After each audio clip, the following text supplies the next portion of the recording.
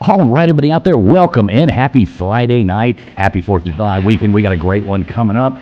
It's going to be a great show. We got a great guest lined up tonight. Hope everybody out there is doing well. We've got with us, as always, shocking himself faster than he can shock the world. We got our token mad scientist, Old Man Bills. How you doing tonight there, old man? Dude, I'm doing great. This is going to be a fantastic show. Yeah, I'm really hyped. Looking forward to it. Always a good time over here. We do also have that snooty lady. She is finally back from her travels, hanging out in her rat-infested camper. Only here just to make us poors feel good about ourselves. How you doing tonight there at Gutters Pub? I'm excited for this evening. I'm glad I'm here. Yeah, always good to have you here. Hope you made it out of there without any, rabies from the rats. Joining us tonight as well, we've got our token redheaded stepchild. How you doing tonight there, Tombstones? I'm doing great. Happy freaking Friday, everybody. All right, there we go. And coming to us as well, we got the mouth of Houston sitting up here with us. How you doing there tonight, LW? Hey, everybody. Happy 4th of July weekend. Looking forward to this. Hope everybody's excited. There we go. And fresh off her latest tour, our country music sensation, KJ. What's going on, KJ? How you doing there tonight? What's up, guys? Happy Friday. Woo woo. Let's do We this. got to get that woot woot in there. Good to see you, KJ. And joining us tonight, we got Dan Richards from DeDunking. I always want to say debunking. It really screws me up. How you doing tonight there, Dan? Oh, not bad. Thank you very much. I appreciate you having me on. Oh, man, it's going to be a blast. Going to be a blast. So, yeah, everybody welcome in. Sit back. This show's about to get kicked off. Like I said, thanks for being here. We are streaming live. Let's see, we're live on LWs. We're live over here at Traveling Fools. We're live on Tombstones. We're live on Old Man Builds. We are live just about everywhere. We're live on X as well. So, no matter where you're watching from, we appreciate you being here. Sit back. We're about to get going. Would you mind telling me whose brain I did put in? And you won't be angry? I will not be angry. Abby someone. Abby someone. Abby who? Abby normal. Abby normal.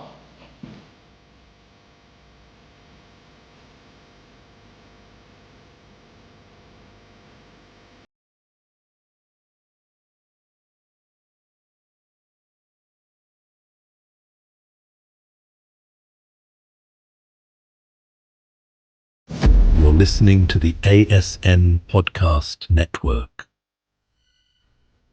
All right, hope everybody's doing good out there. Thanks a lot for being here. Like I said, we're streaming out live on all kinds of places. We're live over here on DeDunking. We're live on Gutters Pub. We're live on Old Man Builds. We're live here at Traveling Fools. We're live on Tombstones. Hell, we're live on LWs. Jesus Christ, no matter where you are, you're probably going to have to put up with us. Dan Richards, how you doing tonight there, brother? Oh, doing really well. Thank you so much. I appreciate it, Baker. How you doing? Yeah, man, doing great. It's great to have you up on here. I'm always a big fan, watching your stuff for quite a long time. I notice you've getting a lot of attention here lately from some crazy folks. We'll talk about that later. First question I do have for you, though, we got to ask every guest that comes up on here, did we or did we not land on the moon in 1969? I do think we did land on the moon in '69. Okay. Like I told you, I've been going around getting that man on the street interviews. It's pretty funny, the responses I've gotten from people. I'll tell you, it's about 60-40, 60% say no, which is actually... I wouldn't say, I mean, I'm not 100% that that's the case. I can understand why people would say that there's not, that it didn't happen. It's just, personally, the evidence seems to be, it's mostly the biggest one is the people that watched the rocket fly up into space. It was pretty heavily watched by the civilian population. And some of them had some good gear. So anyway, that's it. I don't want to keep us too derailed, but just to explain my point, because I do get why people would. I mean, it's this fucking space race, right? You're dealing with the Soviets, and no holds barred, right? Right, exactly. I always go back to the main thing that makes me call bullshit on that is that hunk of junk that they dropped down on there. That the Eagle thing that came down looks like it's all wrapped in duct tape and aluminum foil and all that kind of stuff. That's the only built out of cardboard. It looks like a 12th grader science project or something. That's the only thing that throws me off on it. But other than that, it's we'll see. My supporter Rising Karu says flags don't wave in space, and I do think it's politically incorrect to call them flags nowadays. We call them gay people, and they can wave in space all they want. Jesus. Thanks a lot, dude. We start us off really messed up. Right, exactly. We're off to a dandy start. See, I told you fit right in over here, very, very much so. Again, You did. I'm going to go on ahead and let you highlight these. I did notice a couple people coming in here, kicking over some super chats to you. We can go ahead and knock those out there. Are we there? Yeah, we're in, Pagan. Thank you. He started before we started. And there is another one came in here. Not exactly. I can start this damn things. I'm not sure. Maybe that's over on yours. I'm not sure whose these are coming in there. But those are both the Pagan and Rizu. They're regulars on my channel. There you go. Always appreciate the support, folks. Always appreciate it. Much well. So, Dan, let me ask you this. So, what got you started in doing this YouTube stuff? I know you're an electrician by trade. How did how the hell did you end up doing YouTube? Well, I ended up with like my son. I got custody of him almost 11 years ago. I really helicopter parented him because there was a lot of attention that he needed. And then he got to a point where he was just like, okay, Dad, helicopter the fuck somewhere else. And so I'd been a big Graham Hancock fan forever and a day. Like I got my Fingerprints of the Gods I pre-ordered from Hastings in '95, right before it was available. I had it on my list. So I've been into it forever. And so I watched Ancient Apocalypse because I had all this newfound time, and then I knew there would be debunkers in this day and age because of the YouTube sphere, because I've been chronically online for most of my life, and then I go watch the debunkers, and I'm just like, these guys, they're not watching, they're not actually watching or Graham's work. They don't pay attention to his body. I compared it to somebody debunking evolution by picking at one bone, and it's like, but do you see how the Piltdown Man was wrong? It's like there's this whole body of work that you're ignoring, and so. I came in and started making videos, and when it was this Tiger Star, Emperor Tiger Star, he's a YouTuber with a few 100,000 subscribers, and he had like 200,000 subscribers, had a video debunking Fingerprints of the Gods, and I had like 800 subscribers, and I made a video addressing his, and he took his down because it was just so full of holes. And at that point I kind of realized that there was nobody else doing exactly what I was doing. People would come in and be like, these guys are they're all part of big archaeology or whatever, and I just rolled up my sleeves and was like, no, you got this fact wrong, you got this fact wrong, you got this fact wrong. And so yeah, anyway, that's where the dedunking thing came from, and that's why some of those guys hate me so damn much. Yeah, I was about to ask. I don't think they took it very well. You tell them what they were wrong about, I like this super chat you got coming in here. How did you end up on doing YouTube? Got too drunk one night. Yeah, exactly. Razu's one of mine for sure. Yes, I think that may be how we all ended up here. Definitely. Yeah, I didn't even I always did everything on X, back in the day, and after things changed on X and ended up losing a whole lot of people. It was sometime around 2020. So it kind of changed their stuff there. So then I came to YouTube. Yeah. And has it worked out for you pretty good? Yeah, about choked there. So yeah, I ended up coming to YouTube and started doing things here. Very different. Right at first I kept getting kicked off of YouTube and then had to, keep coming back, trying YouTube again, getting monetized, getting demonetized. It was quite the thing. Eventually you feel like you're just bowing to the overlords at some point. You know what I mean? Because at first, I'm stubborn. I'm like, screw that. I'm not taking that down. I finally ended up deleting 4 million views of content and just to get monetization back over here. So, stubborn guy. It's unfortunate, but I understand that. No, I understand why you do that. It's you can, how do you put it? You can kind of it's almost like writing a parody song. It's like you could still say what you want, but you're restricted within these realms. You have to get for example, when I cuss at people on the internet, I do the filters and stuff. They're not new, and so I've been navigating those for a while. So I don't say suck me off. I say lickus my proboscis. We're using code words. We're using code Which words. is like some raising more words on it. appropriate. Not on this channel today. It's funny too. It's funny. It's hilarious. Right? And so, at the end of the bot, it's the same with like you don't call somebody incest baby, you call them incest survivor because survivor's like code for survivor. So there's much less chance of getting filtered. All those little tricks like that, but yeah. Oh, geez. So like of all the stuff you've looked into, what would you say is like your favorite, your favorite topic you've covered? I mean, all of the stuff that I've covered, probably my favorite topic in all honesty, my favorite thing to think about is ancient Egypt. Now, when it comes to the stuff that I personally feel like I've done the best job with would be like my take on the Baghdad battery, the highlighting of the cover-up of the elongated skulls, of course, proving that Flint Dibble lied on the debate with Graham Hancock on Joe Rogan. That was a pretty big one. But again, honestly, ancient Egypt is the one that's the most fun. Straight up, just the most fun. I mean, come on. There's a reason they call us pyramidians, right? See, I agree. That's like where, everybody up here, we've kind of put a panel together of, lunatics basically here that we always have. We're all kind of into different things, so to speak. And mine's always the ancient civilizations. I always go back, to ancient. Now, have you been to Egypt yet, Dan? I have not. No, I haven't. Here in the next couple of years, now that my son's going to graduate and stuff, but. Well, you have to let us know if you're interested in going. I'm actually trying to plan a trip over there with a few different people.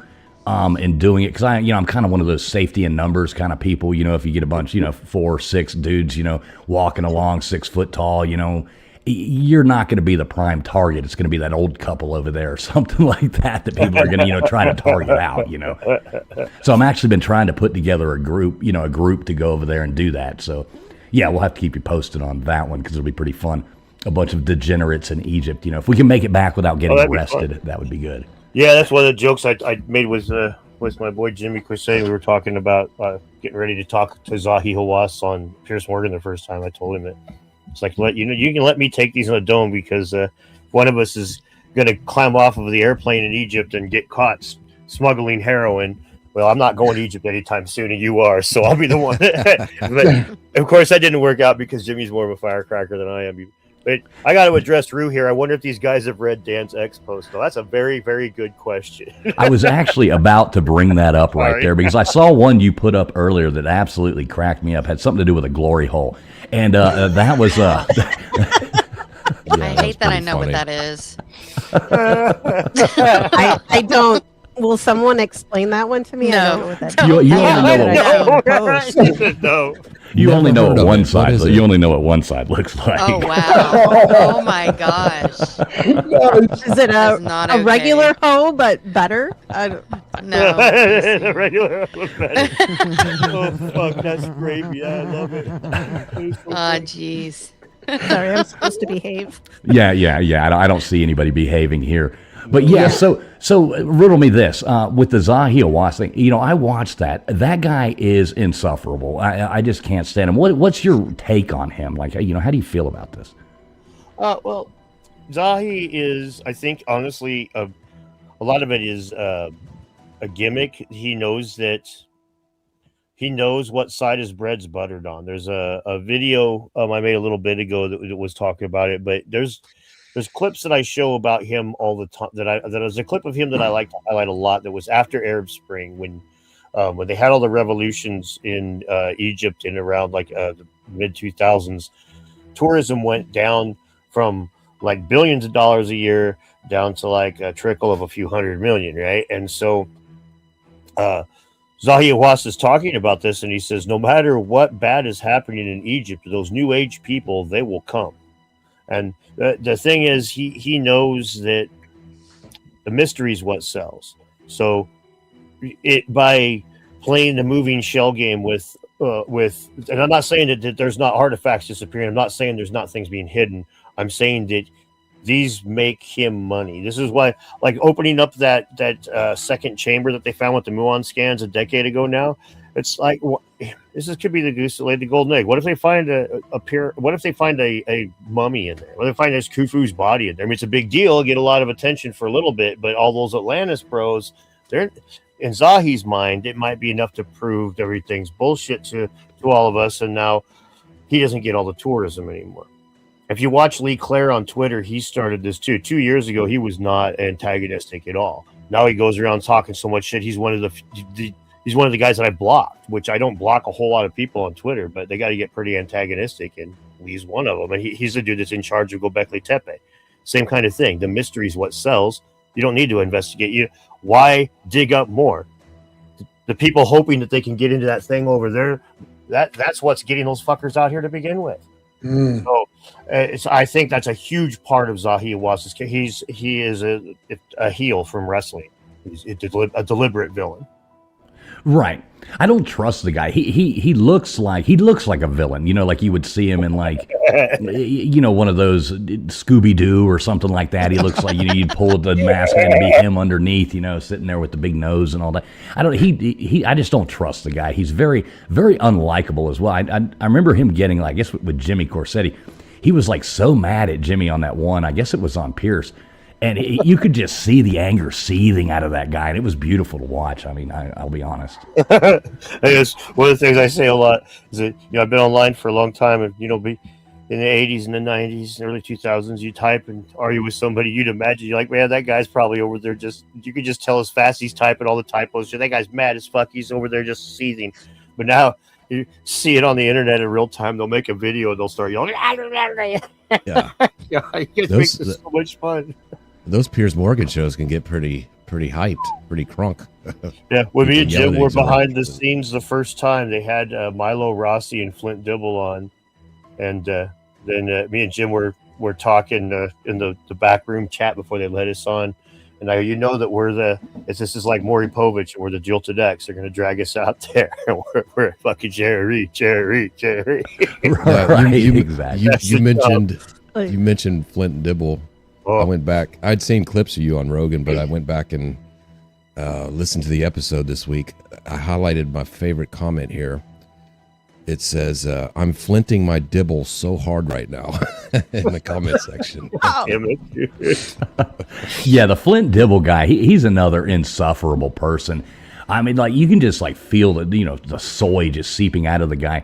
But shout out to whoever made the Flint Dribble channel on X that goes especially behind every one of Jimmy's posts that he goes up, it's the Flint Dribble, and it's like, well, let me explain. I love that freaking account, man. That is awesome. Yeah, he's pretty funny. So what was it like? I got to know. Going on those shows. I mean, those people just reach out to you and they were like, hey, we've noticed your stuff. I mean, how did all that come to pass? Well, I got email from or a message from a dude on Twitter, John Gribsby, who's he's the archaeoastronomer who did the work on Draco from Heaven's Mirror, Graham Hancock's book Heaven's Mirror. And so we followed each other, and he reached out to me after I started making videos on Flint Dibble and the things that he'd gotten wrong that looked like deliberate lies in the debate. When he reached out to me, he told me he was telling Graham about it, and then 2 days later, I wake up and check my email or I'll check Twitter, and Graham had messaged me there, and that was crazy. I mean, you expect to scroll to the bottom and be like, "Yeah, I just need $500 to do Ancient Apocalypse Season 2, so just send it to my Venmo." Just we've all seen the fake celebrity stuff, but no, it was really him. And then Rogan followed me, and then it wasn't long, and here I am now, right? So it just got. It just kind of snowballed. It was pretty lucky, to be honest with you. Yeah. Like I said, I felt when I did that guy Emperor Tiger Star video, which was a year before that. I felt like when he took that thing down, I felt like I was alone in a field with a plow. It was like there's this massive amount of work to do, and there's nobody else doing it. Otherwise, I mean, this video had been up for a couple of years. Nobody the fruit was so low hanging. Like, you guys know who Charles Hapgood is? He talked about. I'm not sure who that is. Okay, Charles Hapgood was a guy in the 1950s, 1940s, even 30s, who was into the idea of Earth crust displacement, that the entire rigid crust of the Earth had slipped over the molten core, like if you detached a peel from an orange and the peel was to slip over the inside of the orange. And he thought that like the Hudson Bay was once the North Pole, for example. And that's why you had mammoths that were frozen with buttercups in their mouth and that kind of stuff. So he had corresponded with Einstein, and Graham cites Hapgood regularly in Fingerprints of the Gods. And so this dude is making the video picking at Fingerprints of the Gods says there's no way that Einstein wrote the foreword for Hapgood's book because Einstein died 3 years before Hapgood's book was published.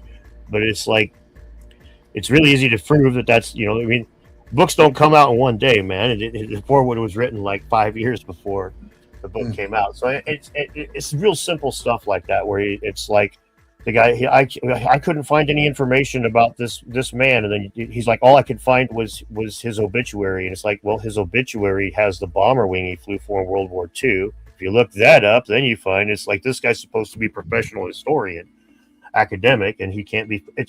They treat Atlantis stuff like they treat flat earth stuff. The people that watch it that are on their side don't give a shit if they get the facts right or not, because they just assume that everything we say is wrong to begin with. And the people on our side are generally speaking hippies that are like, fucking miss me with that energy, bro. I don't really care what you have to say. And so they just kind of get away with just making vapid content and making money for it, just publishing lies, which is so ironic when they're going around calling other people grifters. Right, 100%. Now I saw that moron, what's his name? Professor, is it Professor Dave? Okay, Dave's a dumbass. Yeah, he's like another. It's but insufferable. I noticed, yeah, he made that video about you recently, and all he wanted to do was talk about how, you were nothing to him and how he didn't think about you. But he spent all that time editing and doing that whole video and putting in the stupid little childish emojis and, all this stuff. And he did all that while at the same time sitting there saying how much you didn't matter to him. And he spent all that time. I mean, how do you look at that? Is that not a win in itself right there? Oh, yeah. Well, the thing is, it's I've got a video that's coming out, should be out tomorrow. I've been pushing this guy for a minute because he gets everything wrong. Not everything. He gets so much wrong. All right. Like, he gets so much wrong. Like in that video, for example, he says, Dan will never make a retraction to this video. Well, it's funny. I posted several retractions, and one of them is to that. Literally my next video, right at the beginning of it, right after the little Anya sings "Only Time," and right immediately it goes to me saying, "Before we get started here, I need to publish a retraction." He doesn't care if he's factually accurate or not with the information he dispenses. So it's like that he's flailing around because he knows that basically he knows he's stuck. He's in a position. I don't want to spoil too much, but he's in a position where he doesn't have a whole lot of a choice at this point. He's going to be posting retractions to the shit that he said one way or the other, and he's aware of it. That's why he wants to box me. Which, to be very clear here, as I said on my posts tab and on X, if Dave really wants to box, then I will do 3 illicit substances a half hour beforehand. I pick the doses and the types, and we'll box a half hour later, and we'll see who wins. We'll see if he makes it to the ring. Well, I would definitely make him take a drug test because I'm pretty sure he's going to fail for estrogen. I mean, not to be crude or anything. I'll try outside of the glory hole. Right. I'll try to put this as, eloquently as possible. But I mean, the guy looks like he could fall into a 55-gallon drum full of calico cats and come out with a wiener dog in his rump. Yeah. He's Dave's a funny one, man. He's I watching his interview on Danny Jones is probably the most telling thing I've ever seen in my life about somebody. He was so like when Danny asked him, he's like, he's like, well, what would you think if you got demonetized for saying things? Well, that would be a problem because I publish factual information. No, and he goes, well, these guys think they're publishing factual. Oh no, they know they're grifters. They know they're lying. It's like, dude. Well, it's the I think he arrogance. couldn't of even some come of up with a these straight answer to him. I watched that. He couldn't come up with a straight answer. It was horrible to watch. The train wreck. All right, I'm going to address a couple of these guys real quick. Rising car use is Flint Dibble, person named Bonesaw. God damn it. Rising, I love you, you crazy son of a bitch. Everybody I don't like is literally Grifter. Yeah, that's actually most of their names. Major Dickbone says, I'm an amateur archaeologist. Professor takes my primary handler. Yes. Not all the archaeos, just the rump. Yeah, Rue likes the term the rump for the shitty archaeologists. The archaeologists that are on the, it's like the majority of these guys are doing good work, right? The problem is, let's look at it this way. Flint Dibble works with seeds and bones and food and stuff like that. All right, that's his primary focus. He doesn't work with like ancient engineering. He doesn't work with like a whole huge swath of what we talk about. But he wants to come in and pretend that he's an expert on these things, more so than Graham Hancock, because he's literally studied this shit for longer than Flint's been alive. So it's like, what the fuck is wrong with you, man? Serious. How can you? I worked as an electrician, a lineman as an electrician. He's out working on a telephone pole with a cajillion volts, and I was working with like 120, 240 volts. We don't really advise each other. Okay, our overlap is minimal. So just because he's an archaeologist, somebody else is an archaeologist, doesn't mean that he's got all of the expertise in his back pocket. And the ones that are diametrically opposed, that are just like knee-jerk reaction opposed to different ideas, to different things, these guys they're damaging. They're well, let's put it this way. If guys like Dave Farina, who attack every scientist who publishes anything outlandish or out of the ordinary immediately, and all he has to do is have some scientists to push back. If it's a majority, if the consensus if the consensus is against an idea, Dave will jump and attack that idea. If that shit was happening when Pasteur was around, we wouldn't have germ disease here. I mean, this is you can't ever advance. Every single real advancement in scientific history has been in the face of the norm, whatever you want to call it, the accepted knowledge. So sorry, I'm rambling. No, he's a Google regurgitator. All he does is if it's not on Google, he doesn't say it. The guy has absolutely no opinion on what goes on normally, and he doesn't pull anything out of the box whatsoever. Dude, complete clown. And then he starts pausing people's videos every 2 seconds to say something like it's something smart. And it's like, dude, you should just shut your mouth every once in a while because you could actually learn something. His degree of main character syndrome, as the kids call it, is so ridiculously high. Like, he complained that I took an old Pink Guy song from years ago from the Filthy Frank days of YouTube, and so the song says the only reason that you're lonely is because you're fat and gay, and I changed it to Fat and Dave. And he's complaining about it, right? He's all pissed. And he's like, oh, you're he's like, what? This is how you do scientific discourse. But it's like, of all the people in the world, you call everybody every day with the book, you're a liar, you're an idiot. Fucking Sasquatch Tate, for Christ's sake. And he's going to cry because I call him fat. I call him fat because he gained like 10 pounds from the time he started YouTube.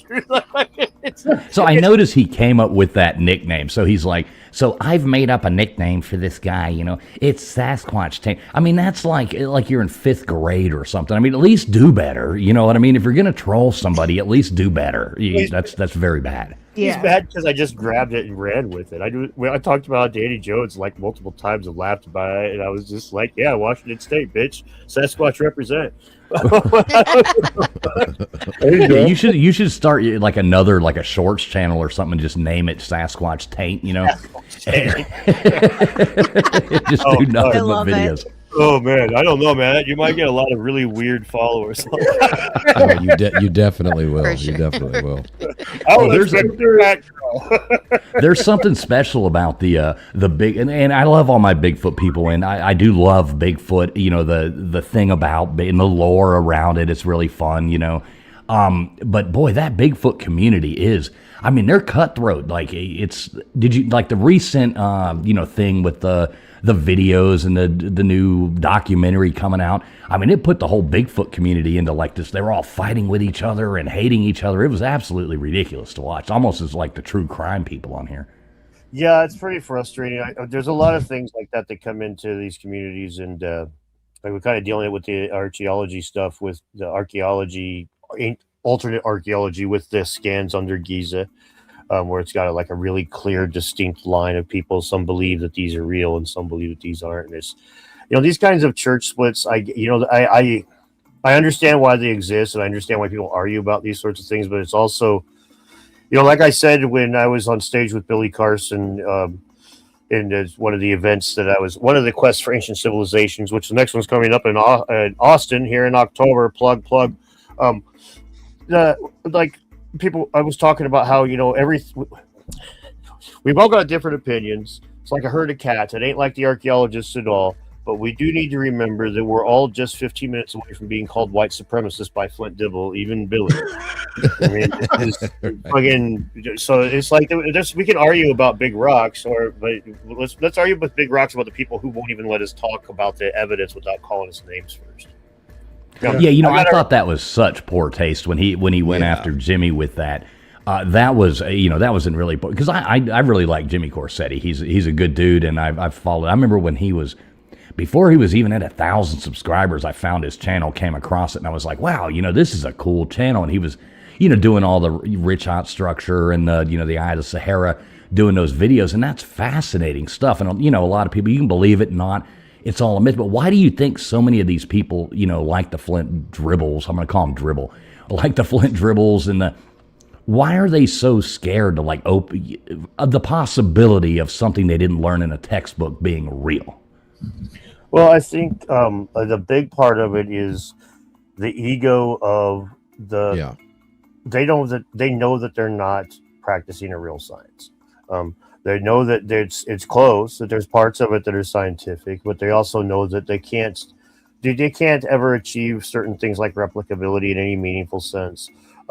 So like we're always stuck. If an archaeologist claims that if the archaeologist lies about the stratigraphy when they're digging up a bunch of stuff, they draw their pictures wrong, they take their photographs wrong, they fake these things, we have no way of proving that because there's no way to replicate that dig. So I mean, we can heavily imply it by a huge body of evidence, but like an example of how different sciences are from when they're soft to when they're hard is like taxonomy, like the different animals and how they believed one evolved into another. And then like they had all these trees built, phylogenetic trees, and then we get DNA, and all of a sudden they're like, well, this whole fucking chunk moves over there, this chunk moves. Now we have some real hard data. Before we were just kind of looking at things and putting things together. And so anyway, archaeologists know that they're LARPing as scientists. They're fully aware that they can't pull off all the things it takes to do a proper science. So this is fucking creates some the same thing as the same psychological thing as the pastor who rails against gays all day long and then goes diddles some 16-year-old boy homosexual fucking prostitute in the bathroom somewhere. And it's this you're self-loathing. Right. And so they knee-jerk react to, like, this is why we see like John Hoops, the guy who like that Graham wanted to debate, but he wouldn't, so Flint debated him instead. John Hoops flat out says that he got into archaeology because of Atlantis. And they all dress like fucking Indiana Jones for a reason, man. And Indiana Jones doesn't teach about stratigraphy. He chases fucking magical artifacts and locks them away for nobody to ever find again. That's this the belongs stuff in a museum. They learn to have fun with it. They come in with love, and they come out of the school with this certain ones of them that are taught to hate alternate ideas, and they just come out with this disposition that's like, again, they just would accept the fact. Historians do the exact same work that archaeologists do, except for the historians sitting in a room and read about it instead of digging it up out of the ground. But at the end of the day, historians don't try to call their conclusions scientific. Right, and I noticed you were putting a thing out, recently about, a lot of these archaeologists, are they scientists or are they not scientists? And, what's kind of your take on that and logic and reasoning with it? Well, I mean, the scientific method's pretty straightforward, and there's certain things that you can and can't do. And with archaeology, again, with the replicability, and like people will try to argue, well, you can't replicate a supernova, so astronomy's in the same boat. You can't replicate that. But here's the difference. If a supernova happens, we've got 500 telescopes that are around the world that are all picking up data. So if one guy tries to lie about the data that he gets, he fucking can't. It's been replicated 499 other times. But if somebody makes a dig and they lie about what they found, we can't prove that they're lying. And Right. that's a huge fucking difference. Right off the bat, that makes where the replicability, we are as forced to accept what an archaeologist says as rule as we were to accepting what the cops said before they had body cams. Totally at their discretion whether or not we get the proper data or not. And so I'm not saying that archaeologists are a pack of fucking liars. What I'm saying is we have a scientific method that checks for that doesn't say, I hope you guys aren't liars. I'm not saying you are. It rejects liars by methodology. You will be eliminated because and archaeology is incapable of doing that. Right off the bat, you can't be a science with that. So it's like you can do radiocarbon dating. That's scientific. You can do a lot of different things that are scientific, but and then maybe even science is in and of its own right. But using chemistry doesn't make archaeology a science, right? I mean, I can use proper measurements and use metrology to measure somebody's skull, but that doesn't make phrenology a proper science. If you guys know what phrenology is, Right. Okay. Really quick, I need to address Rising Car Use chat. Sorry, bud. It's not Professor Dave, it's Professor Dave, short for Professor Retarded. Very nice. Oh, somebody Traveling Fool's got some memberships gifted. Hell yeah, nice. Yeah, we're out there. You got another one here too. Somebody. Scientish, Rising. Scientish. Yeah. Sorry. Yeah. No, it's all good. And we thank everybody for being here. There's, a beautiful 342 people tuned in across platforms right here watching right now. So we do got a good audience going on. Thanks, Dan, for being up here. Each and every one of you. The chat is absolutely rolling over here between every different place. But we do see all your chats coming in and all that jazz. So thanks, everybody, for being here. No matter where you are watching, hit that thumbs up button. Do what you got to do. But we appreciate you. We appreciate you being here. Yes, very much. And sorry to interrupt. I just don't want Riser's always throwing a few bucks at me to say something silly. I don't want to break a good thing, right? Oh yeah, those are the best. Those are the best. Yeah, bring them up whenever you want. I'm on it, brother. I'm on it. You just let me know. It's one of those. I always look at it, and I know it's happened before 2020 and that kind of jazz. But like I always looked at science, and up until especially with 2020, I said trust the science. Trust all that. You have to believe. Before that, it seemed like science is an ever-evolving process. Like, there was at one time, if it was trust the science, we'd have people out there, bloodletting and putting leeches on bodies and doing all these things like that. That was the science at one point. Science is supposed to be a process that is ever-evolving, ever-going. You learn more, and as you go and learn more, you change your data, you change your stuff. But it drives me insane with some of these people to where, like, to even look to see if there is something more to this. You are like, so that Professor Dave, we got to think of a nickname for this guy, but something better than Sasquatch taint. But so he was on there like putting you into the same, like, as flat earthers. He was like grouping you into the same thing as flat earthers because you dare to question the science. They call themselves scientists. Ass clowns is what I would call them. But you dare to do that, and I mean, that's not right. Well, it's so patently anti-scientific that if you want to really get into science communication, and that's what Professor Dave calls himself, and that's what I would call myself in a lot of ways, to be a science communicator. I do a lot of times that's all I talk about and I'll give you my opinion, but the science is where I'm leaning. That really the first dude that really did that with like hard data and injected it into the mainstream was Carl Sagan.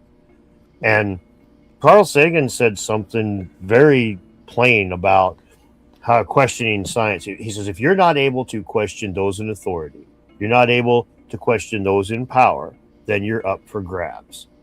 Mm-hmm. And he says science isn't a body of knowledge. It's a way of thinking, a way of skeptically interrogating the universe with a fine understanding of human fallibility. And that last part is so fucking important, because when a guy like Dave comes in and he admits that he doesn't know this stuff, he admits that I go to the scientific consensus and then I get those guys and I get my information from experts. A lot of times I have a hard time remembering these things because I talk about so many different topics. And in other words, I go into these topics that I don't know about. I'm just shotgunning all over the place. Don't really know what the fuck I'm babbling about. Well, okay, that makes for great money when what you do is insult people and you get a bunch of people in your comment sections that just want to yell. But it's not, it's not conducive to any sort of you don't even know what the fuck you're talking about, and you admit it. Well, at that point, it's like, which scientist do you believe? And if you are going to admit that there are certain areas, like for example with the 2020 stuff, if you're going to admit that there is an area there that you can't trust the scientists because they seem to be polarized, they seem to be fighting. And by the way, the medical community still has the top 10 papers that are the most cited after being retracted are all medical. Medical community is at each other's throats over this shit still. Yeah. So, when that's the case, there's really only two options, and one of them is to say I picked my team, and I don't really know for sure. I picked my team. You be honest with yourself that way, or you do your own goddamn research. But if you're not doing your own research and you're just like picking a scientist and trusting it, that's as fucking scientific as picking a religion and trusting it. It's not scientific at all. I've made a decision because I saw this guy wearing the same anti-politician I don't like sticker that I wore on my car. Fucking, I think he must be right. It is just superficial nonsense. You drive a Prius too? No, I don't. Drive? They let you drive? High school guidance counselor Dave Zanafia says, yes, he's on it. You're awesome. Yeah, if he's a high school guidance counselor, I would bet some money there's a bunch of kids that walked out of that room with a sore poop chute. But not saying that, allegedly. Ever since they shut down the island. So that was one of the best parts about his interview with Danny Jones. It's like, he was kicked off of X for anti-Semitism, right? Like, he was banned from X for like talking like openly anti-Jewish stuff. And so when he's on Danny Jones and Danny's like, wait, who is this guy? I want to follow him. Professor Dave, yeah. Well, he's on Danny Jones and Danny says, so did you, he's like, so has there ever been a conspiracy theory that you've been wrong about? It's like, oh, no, never. He's like, well, what about all the Epstein stuff? And clearly referring to like Pizzagate, trying to get him to like, I'm sure that 15 years ago you weren't in agreement with all that shit. Well, Dave's like, well, I always knew there was something up with him, and starts talking immediately how he's an anti-Zionist and how that's why he always knew there was a problem with Epstein. And it's so goddamn funny. It's like, well, of course he eats babies. Did you look at the fucking last name? Steen? Hello? It's like, Jesus Christ, bro. Woo! No wonder they kicked you off X, man. I say some spicy shit, but goddamn. So yeah, anyway, this guy, it's funny, man. Like he's it's funny because I know that he thinks he's like so aggressive and gets all these like he talks about how he's taking my channel down and all this stuff, and it's like, dude, I do public tours and stuff where I go to fucking all these speaking events and shit, and I know it's crazy. I don't upload as much during those times, so I get my views go down and stuff sometimes and stuff. And he was even the parts about me not making money and stuff. I was like, oh my dear Christ. You ever seen my shelves, bitch? I can buy your car with the fucking video games on it, man. Come on, shut up. It's stupid. Yeah. I got it. So okay, you talk about video games. Favorite video game all time? Go. Lords of Thunder for the Sega CD, probably. That's all really right. Good one. I got to go with Mike Tyson's Punch Out.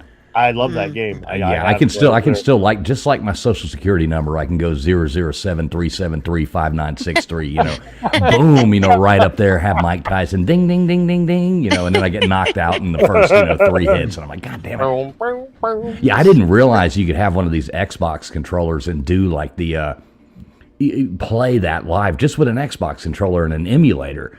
So every now and then, like, I'll get drunk at night and go live, and try to beat Mike Tyson and run through the game, And I still haven't beat that son of a bitch, man. It's pissing me off. I used to be able to do it every time, but I do have a message, a question from the chat there. Yeah. What do you think? What do you think about like carbon dating with artifacts and stuff like that? Oh, I think carbon dating. That's one question I had. I watched that Matt Bill podcast you did. That was a good section. Got a little heated there, but yeah, that's a good question. The debate one, yeah. No, thank you. Yeah, the carbon dating is okay. We know that there is some degree of inaccuracy to it, and I'm all for carbon dating. The only thing that I really have a problem with carbon dating when they start pushing it around like they did in that, like I was talking about with Matt Bell, where it's like, the carbon dating ends up a couple hundred years off of where they say it should be, and they're going to be trying to shove the dates together. I'm going to have a problem with that when there's a debate. I don't have a problem with them using like the Bayesian modeling stuff. The way they use the math at the end to eliminate outliers, because carbon dating is like, each carbon atom decays at its own rate. Like there's a half-life that you get because half of them have decayed, but half of them haven't.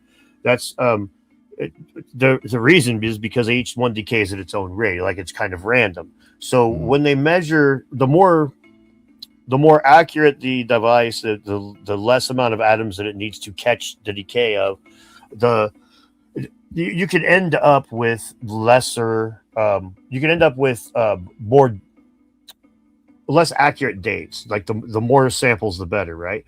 So they use Bayesian modeling to rein these random numbers in, because you end up with it's like flipping coins 10,000 times. Eventually, you get averages. You can guess it's going to be around 5,000 each, right? Now you might be a little off, but once you get to those kinds of big numbers, you're not going to be off by much. If you only flip it 500 times, you might find yourself off by quite a bit larger percentage. Right.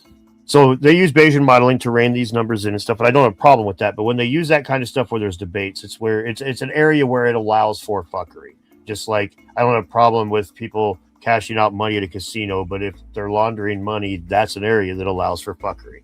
That's all. So I do more or less trust carbon dating, not implicitly, but I don't think that there's just bullshit junk science. Rising Karu brought up the "Stole My Bike" meme. If you don't know that one, it's pretty hilarious. It's an old one, but it's the cut scene from Mike Tyson's Punch Out where Little Mac's chasing him on the bike, and somebody's singing over the background, "N-word stole my bike, N-word stole my bike." And now instead of training with Little Mac, at the end of each Mike Tyson round, you're chasing the guy that stole your bike because of the song in the background. It's pretty horrible, but it's old YouTube. Old YouTube. Well, I like the catch the wave Coca-Cola Max Headroom thing back there. Oh, thank you. Behind you. I don't know if people have noticed onto that, but I'm a big fan of Max Headroom. Dude, they Max Headroom to fly. Have you seen that at all? No. Okay, really quickly for your audience, Max Headroom, the story is it's a futuristic world. Television networks control everything, even though they're still governments. It's all about ratings. There's a reporter. The reporter is really good at digging things up, and so he gets really great ratings because he's really good at investigating and finding corruption, but he's also doing it all the time for the company he works for. So he's a mixed bag. They don't like him getting into their shit, so they try to kill him and put his brain in a box so that they can still continue to get his ratings. Max Headroom's his brain in a box. Well, they recently took a fruit fly. Well, about 3 years ago, they took a fruit fly and sliced its brain into really thin strips and then mapped out all of its neurons and shit. And that sat for a year. And they took this brain map of a fruit fly, stuck it into a physics engine, gave it a body and sensory input, and it immediately started walking on its own, flying on its own, looking for food, cleaning itself, running from shadows. Fucking Max Headroom to fly, man. And that had me just go, fuck me. All right. So is reality real or not? I don't know. That's the goddamn fly. Do you remember in the 80s when somebody hacked WGN with the Max Headroom thing? That was epic right there. Yeah. I mean, imagine being that guy right now. He might be like that What was the name of that guy who jumped out of the airplane? Oh shit, Cooper, DB Cooper. Yeah, DB Cooper. I mean, that's Cooper. like epic right there with DB Cooper. Whoever did that with the max headroom. Yeah, they think he had to have like portable microwave equipment and maybe even an entire van. Like there's like a lot of different theories about it, but like all of them point to like some expensive equipment and like the kind of thing you would see in a fucking movie. Like dude pulls up Ocean's 11 style with his van and points it at the camera. Like, goddamn, dude. It's probably old man Builds. Probably old man Builds. He's up there smiling. He's like, I can see him doing it. All to troll the people, man. It said nothing, right? It was like just a bunch of bullshit. It's funny. Yeah. Now, speaking of old man Builds up there, he does a lot of testing and building Tesla coils and doing a lot of that stuff there. I heard you talking, and he was in your chat the other day. I was watching because I always watch your stuff while I work. I do woodwork, by the way. When I'm not on here, just running my mouth and acting like an idiot. But he was in there, talking. Y'all were talking about the pyramids and stuff. Whether or not they were. I don't know, Nathan. Take it away. You know what the hell I'm talking about. Oh, he was talking about the one guy who was talking about the solar current, and he was over there making fertilizer inside the pyramids. Mm-hmm. Yeah. So it was just simple because, like, if you sit on top of the pyramid, right, you could take those jars and they'll fill up with energy, right? So you look at that, and they're basically capacitors. You got ions that fill them up, right? What people don't really understand, because they didn't do the Tesla experiments to put the energy into the water table like he did in Colorado, is so basically anytime you do that, you create a what do we want to call it? Oh God, just forgetting the name right now. It's basically the circuit that cancels. They say always cancels everything out. So what you do is you put the energy in there, and it breaks the magnetodielectric into ions. Okay, is what every cold energy experiment does. You know what I mean? Whether it's talking a geometry coil, whether you're talking a wire down the center of your Tesla coil, no matter what it is, you're breaking away the ion from the electron. So basically, when you're standing up there, you're just getting the energy from the atmosphere. It's a 100 volts per meter, right? But those are ions from the ionosphere. So what happens is, if you did the Colorado experiment, is you basically take that energy and you drop it into the water table. And as soon as it drops into the water table, it makes everything energized when you put a light bulb into the ground, right? Well, that's pretty simple. When you go over there, all you have to do is take the wick effect to granite, and it'll make all of that become active. And now all you have to do at that point is put the light bulb next to it. It makes a huge capacitor, and the more compression that you get on top of it, which is why the stones are so big, once you get all that compression in there, it creates energy on the inside that you can't get out, because now it's stuck in there. So I do the experiments here all the time. I put the energy into the water, and I'm able to pull it off. And you could put your hands in there. 60,000 volts of energy. I'm putting my hands in there with no problem whatsoever. It's more than the skin effect, because of that, it's regular hot energy. But this isn't hot energy at all. It's ice cold. It's creating radiation is what it's creating. So yeah, it was just a total different thing, man. This is what I study all the time. So I do all the experiments. I reverse engineer everything. So if it's a Bedini device, I've reverse engineer it. Edwin Gray, I've reverse engineered it. Every single Tesla coil experiment, being able to start every single one across the room, without a problem, just by the winding itself on those coils. I've done those experiments. Heck, I did a show when we did it on this channel.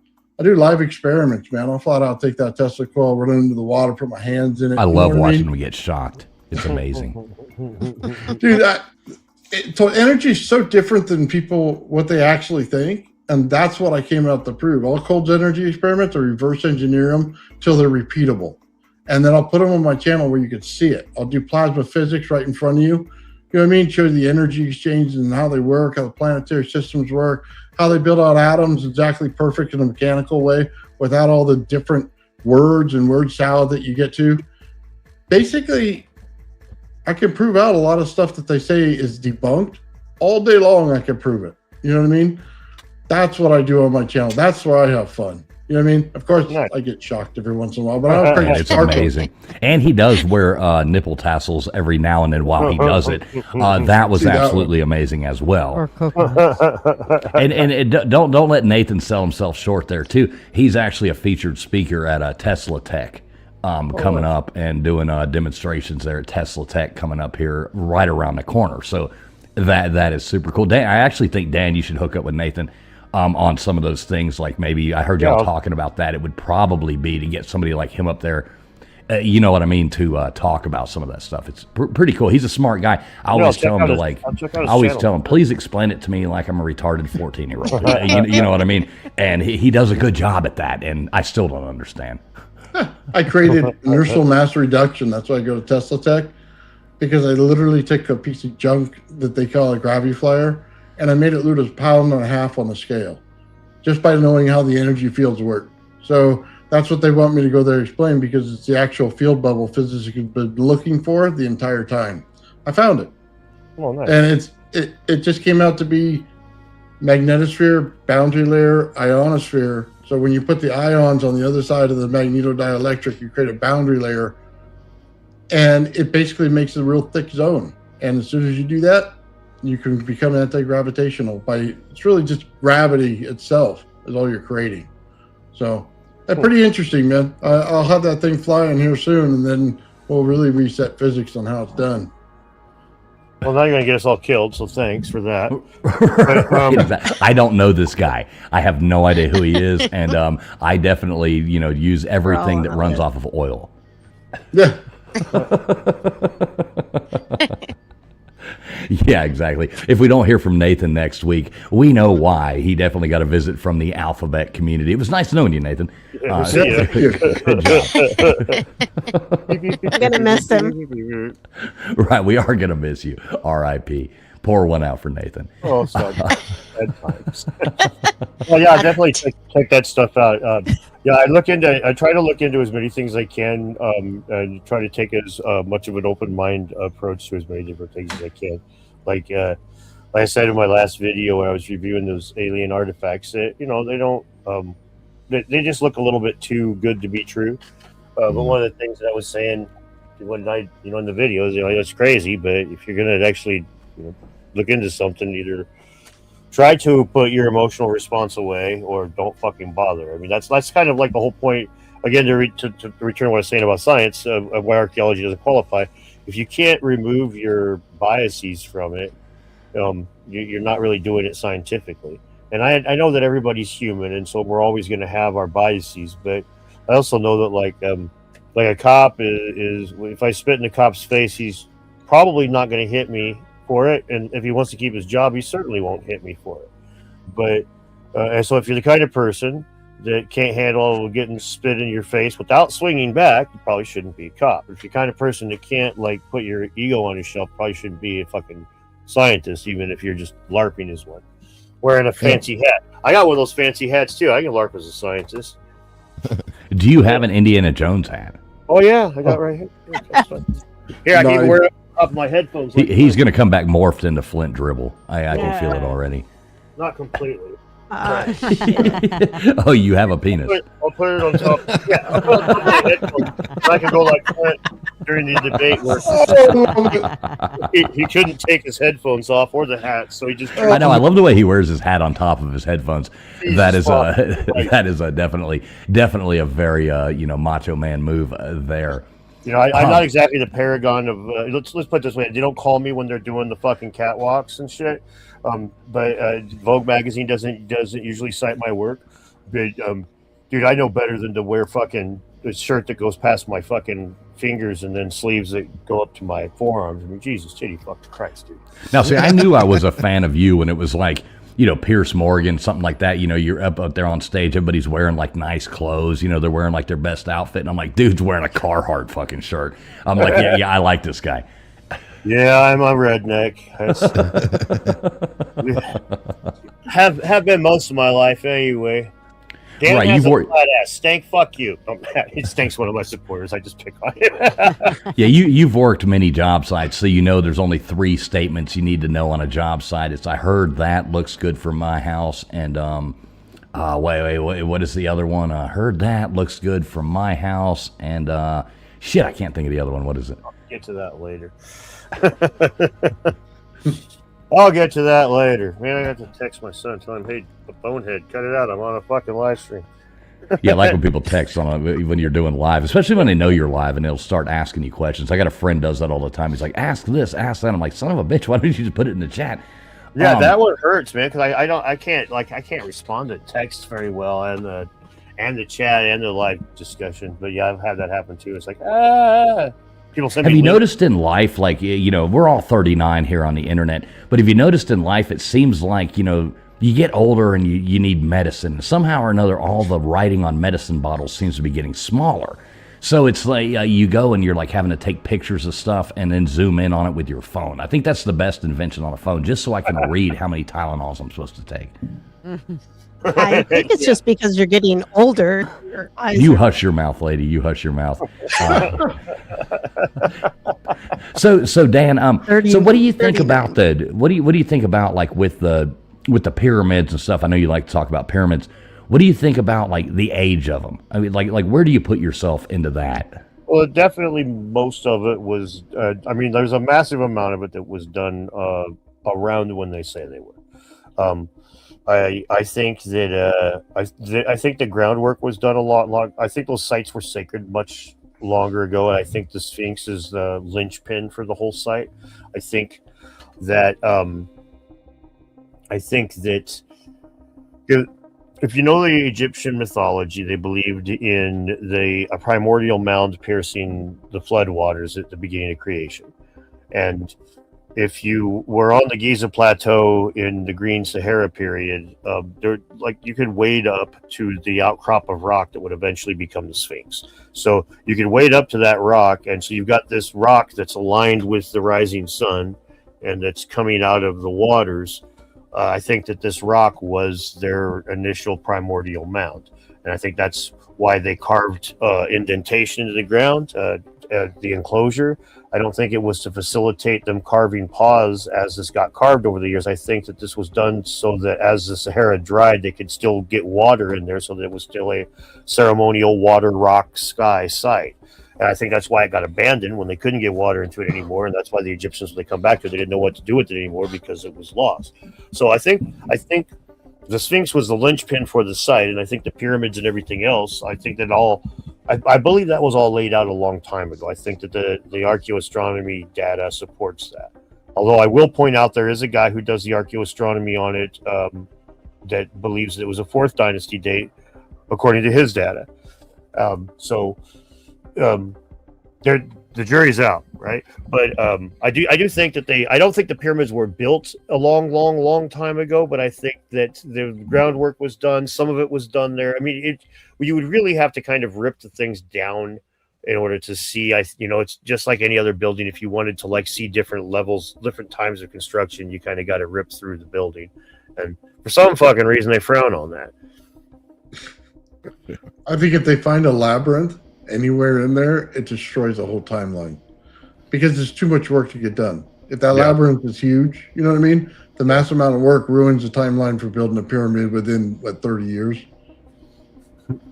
Yeah, no, it's the 27 years is what they've been trying to say lately. It's always been 20 to 30 years all my life, and it's I mean, I've always called that the gateway drug to becoming a pyramidiot. It's like you go tell some guy who's got a tool belt, yeah, they built that in 27 years. Which bridge are you selling me, brah? It's fucking come on. This is Right. stupid. See, I have trouble believing that too.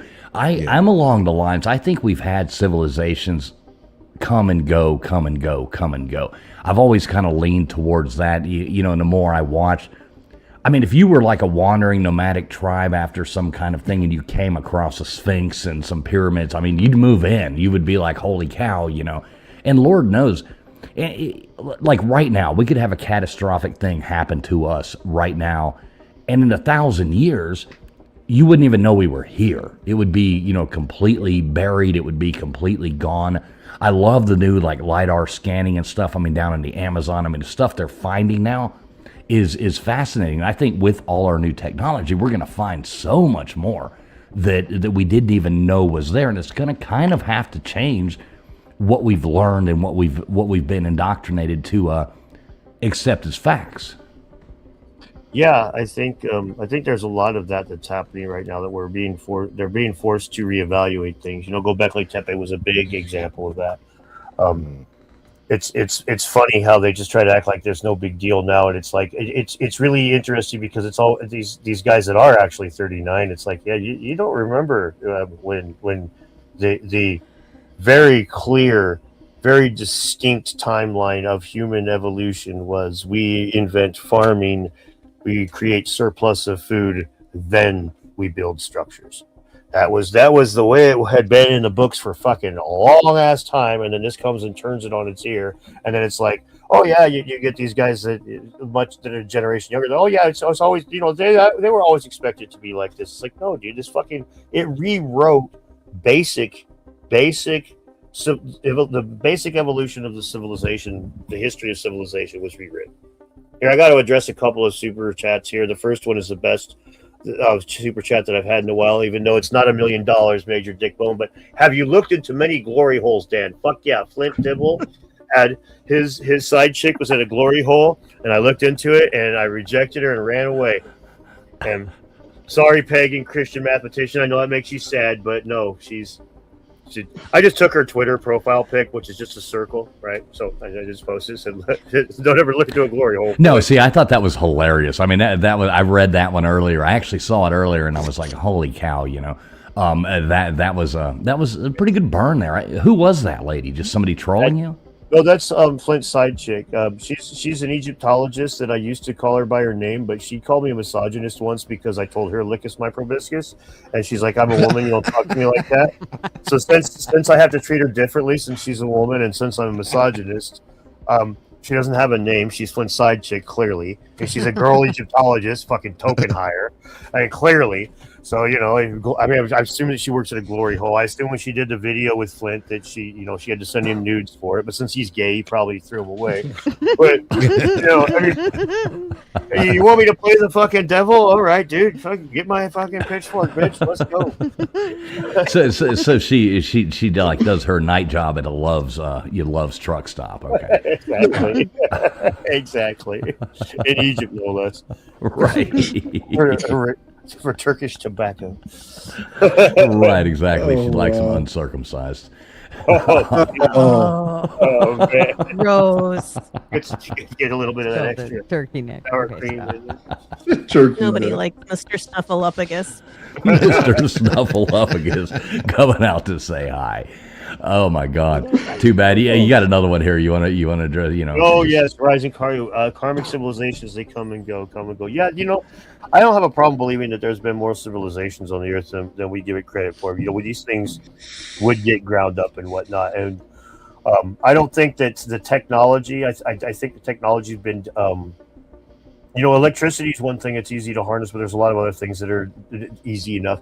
There's a lot of things that could be harnessed that, you look throughout time, and it's possible that there's a lot of different things, that we don't know. Like one of my favorite examples of this is how the idea of sacred geometry is retard shit to most people. Oh, really? You draw a picture and then you make the picture a certain way, or I'll think magic shapes. Good job, magic shapes. That's great, man.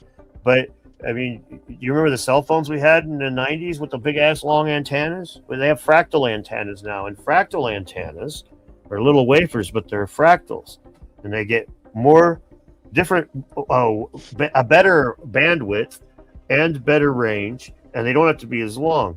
It's a magic fucking shape. All right, it's not.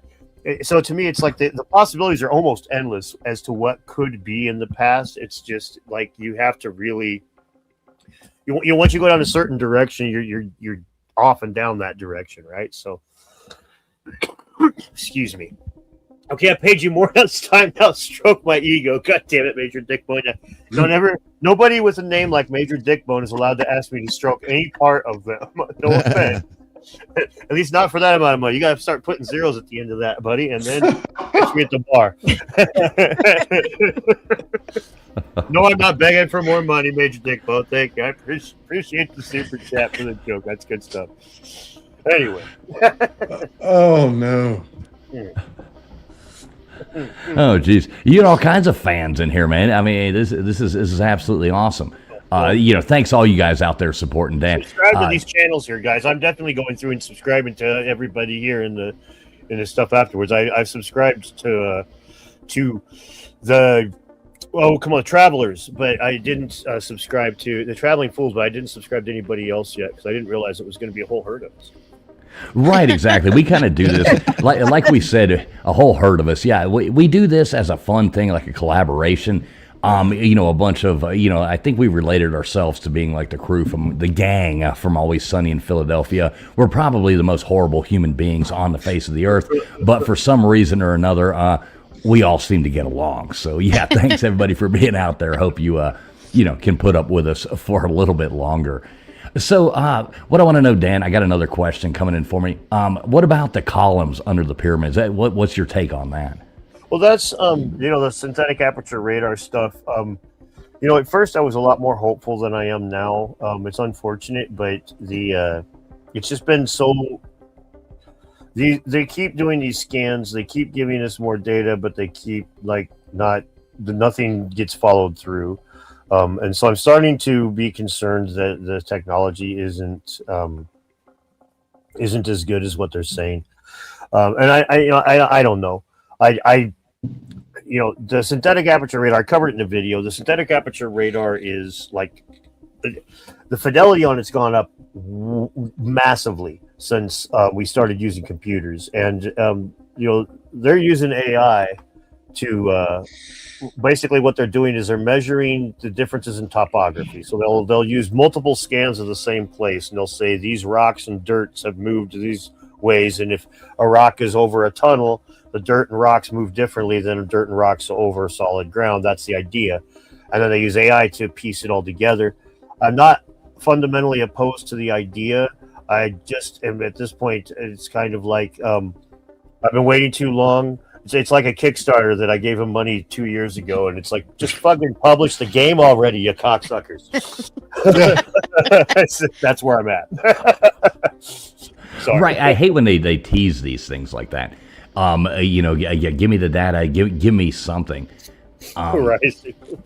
So if these things are down there, I mean, what do you think the purpose is for them? Well, I mean, it would be tough to say. If they had some huge technological society going on back then, it would be interesting. Definitely would be interesting. But it would be tough to say. It would be part of some sort of power plant or some sort of underground city. I mean, if these are all stairways going down around each individual column and stuff, I mean, maybe it's all like escape stuff from a comet hitting the Earth or stuff. But honestly, at this point, I'm pretty skeptical. I really I probably would put these in the 5% to 10% probability range of being real at this point at best. For one thing, remember when they did their first scans and they had 5 Keen's chambers in one of the pyramids, right? And that was 100%. I think that right off the bat is a problem with the AI. The same as you get 10 thumbs on certain things and shit. You see, Rising's on board. I was actually saying that before we got on here, man. We were in a before party. I was talking about how, because the implication, Dave is going to be posting some retraction. It's going to be definitely the implication. Definitely the implication. So tombstones, you're up there. I know you had some questions about the elongated skulls and stuff like that. Do you want to jump into that? You want to ask Dan about any of that? Well, how you called me out. We were totally talking about something else. Too. It's like a deer in the headlights up here, I would like to change the conversation to the elongated skulls, because I find it completely fascinating. I just got wrapped up in it. I was looking up in everything. I really get into the old burial practices, especially Native Americans, and then to find out there's all this stuff that is being hidden that we never even knew about. So yeah, I would love to hear more about it. Yeah, thanks. Yeah, I just want to. one of the more interesting things is the way that it's been covered up. The elongated skulls are like up where I live. If you get to the Cascade Mountains, which is about a 2-hour drive west of me, you get to the Cascade Mountains, and when Lewis and Clark got here, they reported that all of the natives west of the Cascades were known as flatheads by the natives east, and they all had different. They modified their skulls. There's a book that I had, the Smithsonian Institute book, that was put out on the Chinook chief Concomly, who Lewis and Clark had dealings with. And it was called the Chinook Sign of Freedom, because if you were a freeborn native, you did this to your kids. If you were a slave, you weren't allowed to modify your kid's skull. And so this was ubiquitous. This was everywhere. And you would find the graves that they would have would be raised up off the ground, and they'd have a canoe, and they would put the person in there with their grave goods and stuff, and they just let the elements have at them. And if they were rich, they'd cover them with a second canoe. But the point was, they would put them in an island or on a big outcrop of rock that predators couldn't get to them easily, and then they would raise them up off the ground, and basically they would stay that way until they fell in the ocean, or until they fell in the river. And this was gone on. We don't even know how long, but it went on for a really long time. And these that phrenology I was talking about earlier, just for our audiences, it's the measurement of like the bumps and bones and shape of a skull, and the idea that it has to do with how smart you are, or your attributes. So Leonardo DiCaprio goes off about it on Django Unchained at the table when he's playing with the bumps on the skull and being all racist. So anyway, this was a huge field of study, much like archaeology. It was, a field of study that used some science and a bunch of bullshit. But anyway, it caused a craze for these skulls. So all people were like, that Concomly chief, his skull was cut off about 3 years after he died, and he was like super cool with white people, but it didn't stop him from looting his ass like just not long after he died. So these skulls were like sold all over the place. And it's amazing to think about now, because they were so ubiquitous, and now it's almost impossible to find any record of it. Wandering Wolf, his producer Sammy Lee was on, she went to school for that stuff, for Native American studies at the University of Oregon, right fucking there where the shit was going on. They didn't teach her anything about it. Wow. And so, yeah, that to me screams cover up. And Chief Connolly, his skull didn't it end up in like England? I think. Yep. Wasn't it? It ended up in England, and then it only within recent years was returned. Yeah, it was like 1960. Was repatriated. Unknown grave now, because they don't want probably people going and digging it up. Well, yeah, I mean, I understand why they want to keep things secret. Well, yeah. White people suck. Well, I mean, Sorry, guys.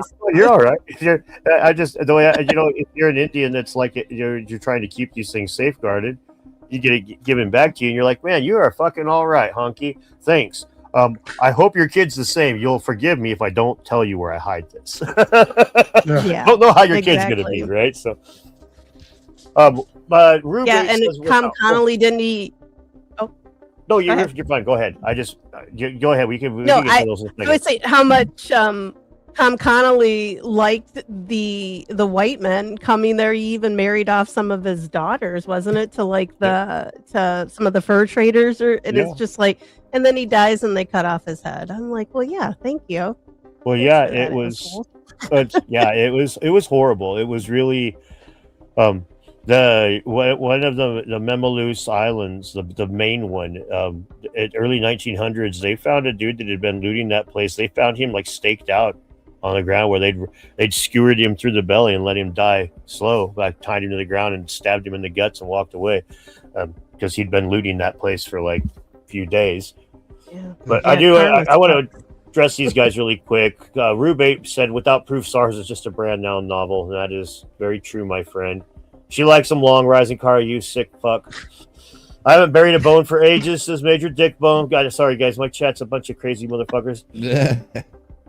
Rihanna? Who the fuck's Rihanna? Oh, my God.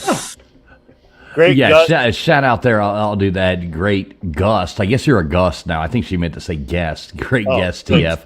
You rock. You are a Gust now. Better than a Sasquatch taint, I guess. But yeah, definitely. Thank you very much, Better than a Rihanna. fart, right? Yeah. That's awesome. I'd put it on everything. I know you should Dude, probably that needs to be change a your bumper name. sticker. Oh yeah, I definitely. want a bumper sticker that says Sasquatch chain on it. Oh, I'm probably gonna get the shirt on. Make it There's happen. no way. Tattoo. You know, you could I'll buy probably one. sell Make it those. happen. You could put your head. They've already done the work for you. They put your head on, the thing. You could just start selling T-shirts that has your head on Sasquatch, and you can put like Sasquatch tape. Make money off them. Right, exactly. Yeah. Let them do the work for you.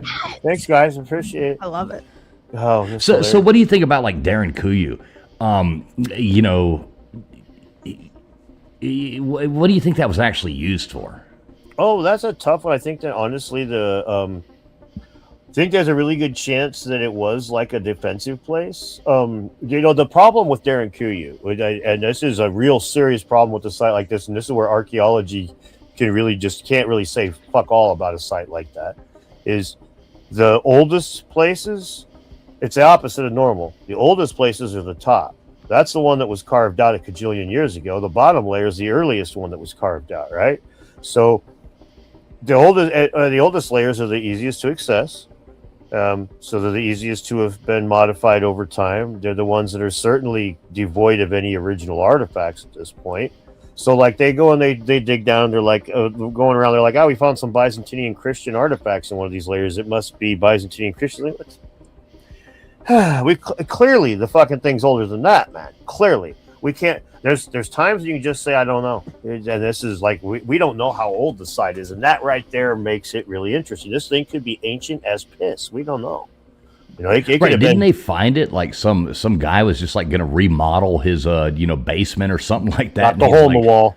Right, knocks a hole in the wall and he finds this. I mean, that's fascinating. It is crazy, isn't it? Yeah. I mean, and it shows like where they were cooking there. There's the, from the smoke and the thing, and there's all these like vents coming out of it up into the earth. And obviously this was used for something. I mean, did they really manage to, like, how old is this supposed to be?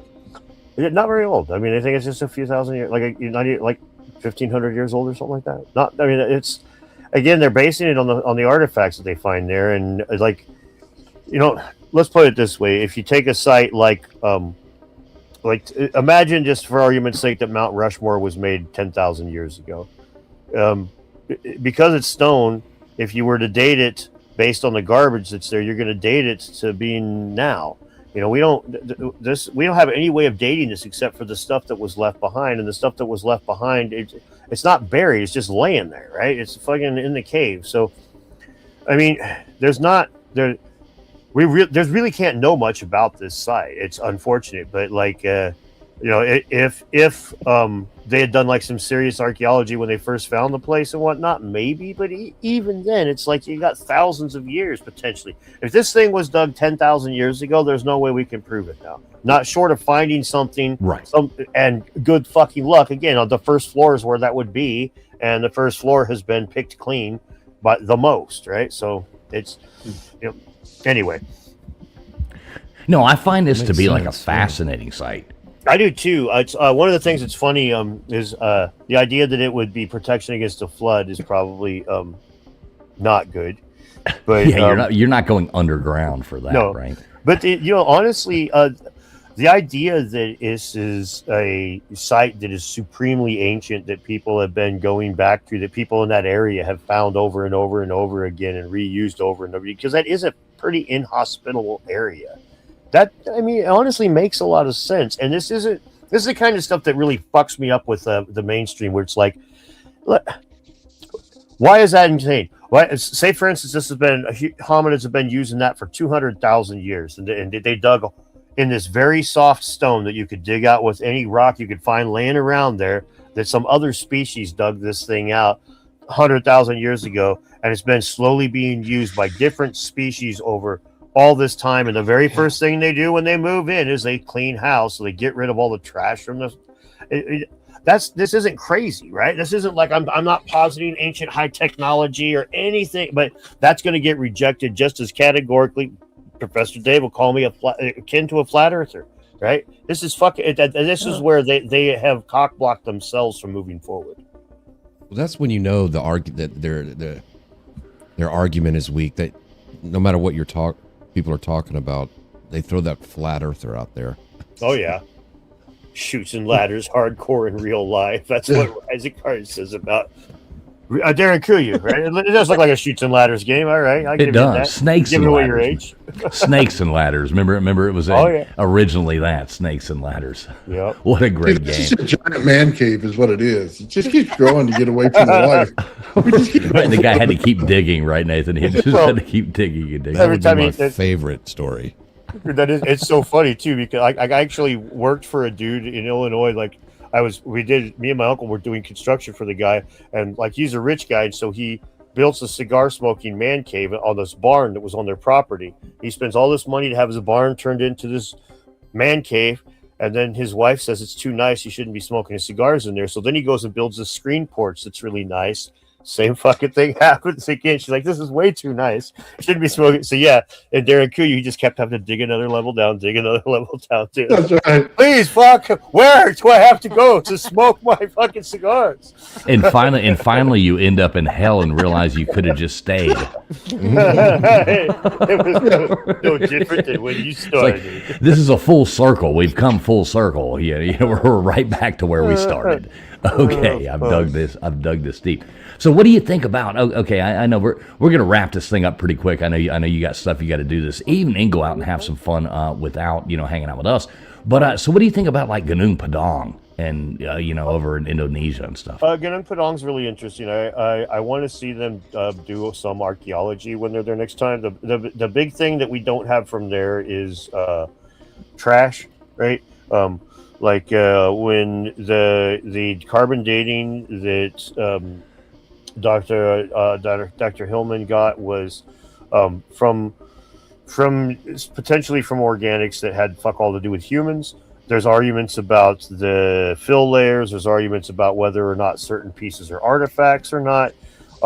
Where honestly, what they need to do is just kind of get in a bunch of mainstream dickheads in there and shake screens. It's find the evidence, find the little pieces of trash that prove that this place was occupied or not, and that's the kind of stuff that even the experts can't really argue with, because when you start pulling out hundreds of little pieces of broken rock that they're like, well, this came off of somebody making an arrowhead, it's the evidence is overwhelming. But that's what they didn't shake any screens on that site, and so that's it's one of the problems I have with a lot of things that we see in modern times. Like there's like same thing happening down in Mexico right now with that Aztlan collection, where there's nobody down there that's not concerned with the artifacts themselves. There's no. Now, is that the thing you were talking about recently on your show with the with like the engravings and stuff on those stuff they found? Is that what you're talking about, Mexico? Yes. Yeah. Okay. It's interesting. It's interesting that these different places around the world, like, it's frustrating because you find something that's cool and it's interesting, but without some confirmation, it becomes really difficult to go any further. And so that's why we kind of need that screen shaking around the back. Yes, that is me advocating for archaeology. I will advocate. Just because I don't call it a science doesn't mean it's worthless. Jesus. Right, as you should. I mean, we should all advocate for archaeology. I mean, we should just advocate for archaeology that keeps moving forward. So you want to check David Todd's comment here? Because we're going to go ahead and put that on screen if you don't mind, because this one is salient for before we hop off Darren Kuyu. Thank you.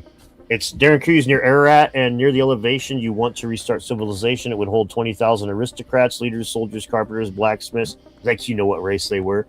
Physicians, farmers, seed banks, equipment, etc.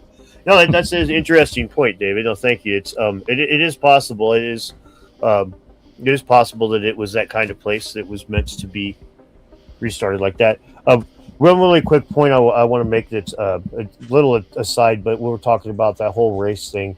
When they say that, the only reason that we question who built the pyramids is because they're supposedly built by brown people, and therefore we're all racists.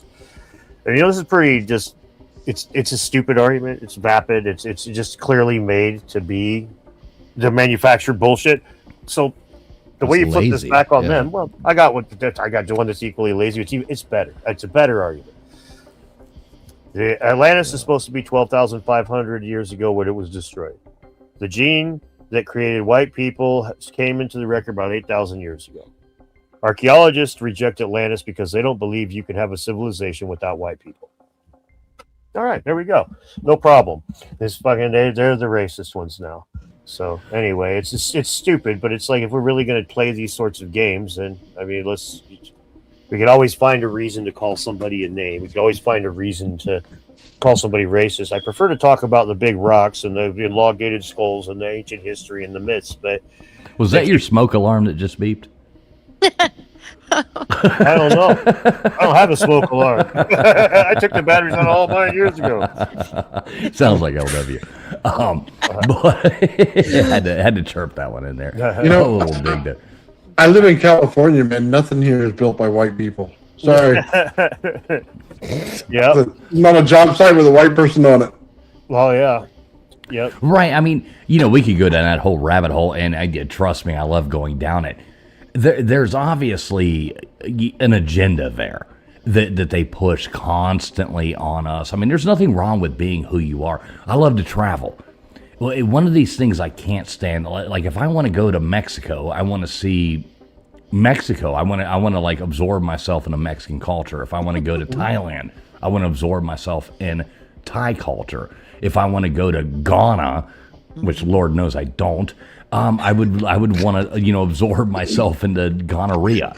But it's not what I want to do. But I can't stand that when they try to make everything the same, take away everything. I was watching, it was Sweden. I think it was Sweden playing soccer the other day. And I was watching the first 30 minutes. I didn't know which team was Sweden. Wow. Well, I do have to say, I'm disappointed you were watching soccer. I love soccer. You hold it against me if you want to. But I can't hold it against you if you like soccer. I mean, I have to stay away from you. No, all right, I'll call it football, and we'll meet in the middle somewhere. Yeah, there you go. I felt so Dan is bad for that definitely my Freddie friend. guy. What is that, Gutters? I'm sorry. Dan is definitely my friend. Right. No, I felt so bad for that Freddie guy. Was traveling around. I've been watching him, the guy from Germany over here doing that. And he was like saying, wow, the United States is such a cool place. We're going and we're seeing all this new stuff. Everybody's so hospitable. We're doing this. And then some asshole, of course, has to go on there and find some old tweet that he put out saying, something about the, racism and it can be against whites too and blah, blah, blah. They got to dig up some old tweet. Imagine being that insufferable of a person where you have to go search somebody's entire Twitter account to find something to call them out on and ruin them. The guy had deleted his Twitter account. Yeah, that's insane. It's infuriating. It's a sad part of it. Like, it's a hard. I try to empathize with it because like I was saying before we started, I've been online for so long that I've got a pretty thick skin to this stuff. I mean, I was online long before grandmas were running around and angry tweens telling us what we could and couldn't say. So I was getting called all the names in the books before I was a teenager, right? And he's back there fighting with people on MySpace. Yeah, MySpace. Fuck no, bulletin board services in the '80s when they were. Was there something back then? I didn't even know there was. Oh yeah. You had to have an AOL account. That's even before that. I'm not gonna lie. That. You're the youngest 39-year-old on here. I am the youngest 39-year-old there is. Well, in the old days, you'd hook one computer up. You get the software for a bulletin board service. You hook one computer up to a phone line. So you'd pay for two phone lines to your home, and then other people could call your one computer with their one computer. They'd leave a message. Your computer's up and running 24/7. Your parents had money to do that? Impressed. they had an Apple IIc. We had an Apple IIc. We were not rich. We had an Apple IIc, and my dad got a modem, and I was he was into it. Well, here's the thing. There's a part of the community that was very quickly. Do you remember the calling cards? Do you guys remember those when you'd have the little? Oh yeah. These things in the modem days when everything was long distance, unless you called somebody local. you would go to pages that would just be giving away calling card numbers, and so you find this shit really quick when you're a kid, and so I was all over for free. Wow. The old days. There's a bulletin board service documentary on YouTube that covers a lot of this kind of stuff. It's a little bit romanticized, but anyway, so I've been online longer than most of these people. It was much longer. Crazy. A good decade before a lot of those people's parents were trying to decide what to do with the broken condom. So it's not really a problem when they call me names, but I understand that other people it's super problematic for. But wow. Yeah, KJ probably doesn't remember that. Yes, I do. Obviously, I remember you would that. have to go through, when you would hear connecting But to I the internet. I didn't realize there was already some, which I should have. But yeah, there was there was a lot of people in Spokane. There was a pretty big community. I wasn't one of them, but I was aware of them. They called themselves modemers, and they were all online role playing game aficionados. I mean, when AOL was AOL and what's the other one? I forget. But anyway, two of the big early online service providers. I don't think it was Apogee, but it's gonna drive me nuts. But there was two of the really big ones that were, two of the big online service providers were around in the early days of the bulletin board services. And what they would do is use computers. They would use money, and they'd have multiple computers running the same bulletin board, multiple phone lines. So it's as close to the internet as you get. But then the internet just kind of centralized everything, and now you can just it's a whole lot different. I did not know that. Yeah, you used to get those were free rough little days, cards. yeah. Go ahead, LW. I'm sorry. I was going to say those were rough days. It used to take 25 minutes to download a picture of Christy Brinkley. It was rough. Yeah, I remember. I know I'm going to see her. We're at her feet. Oh my God! Oh, the knees are coming. The knees are almost there. Oh my gosh, y'all! And then Here's it the cut off her virus. feet. Here's the That's virus. hilarious. Yeah, now we have a virus. This is great. Oh shit! I got to go get that other AOL gift card or whatever. You have those stupid little cards where you can get the extra credits. It was absolutely horrible. Yeah. Absolutely horrible. Wow. Yeah, the one guy invented a thing called FidoNet in the late '80s, and this was where they different. It was the beginning of nodes, and there was different bulletin board services that would be nodes, and you could send an email around the world in about a day. And this was fucking whoa, right? Huge.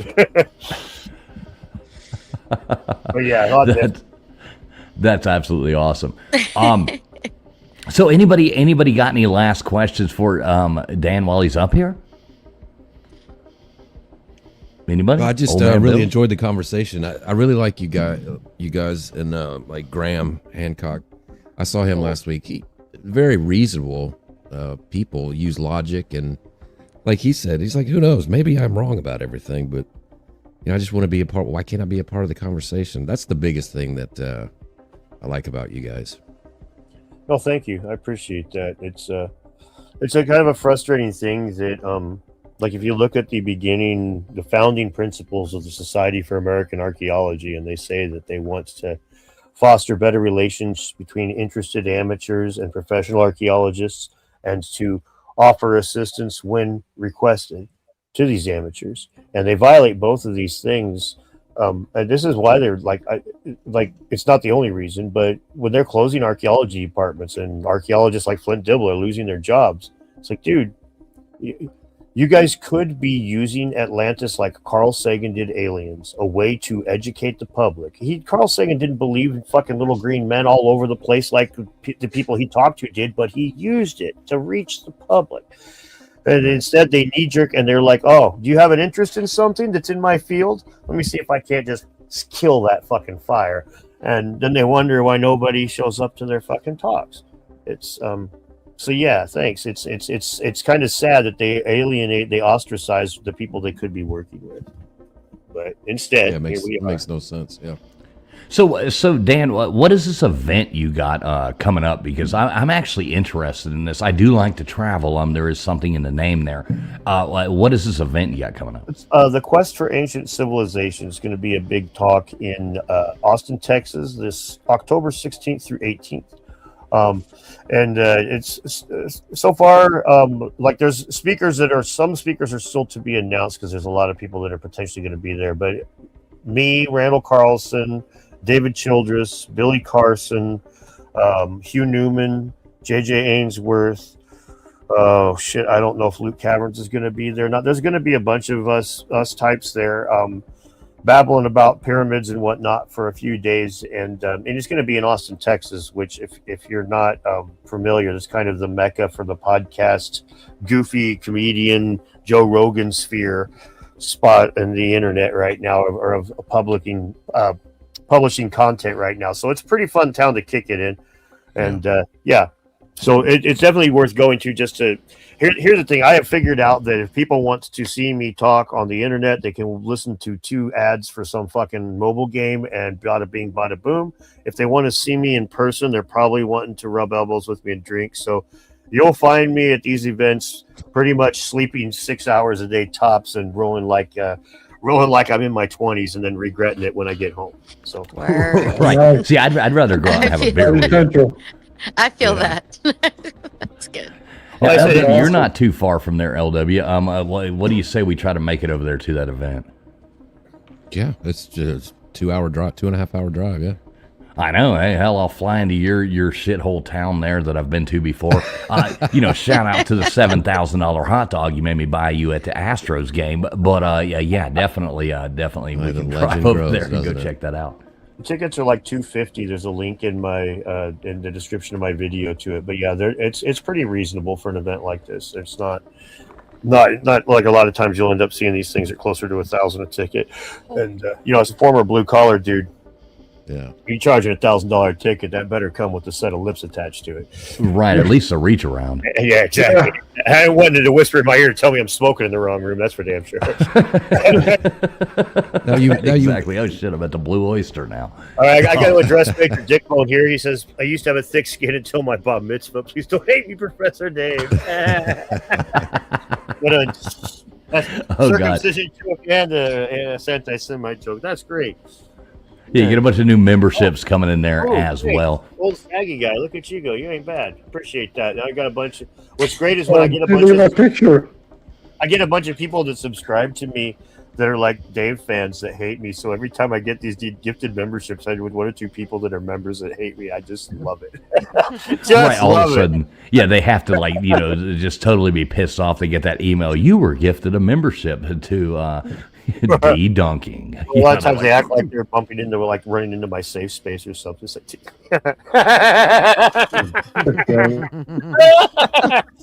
come on now.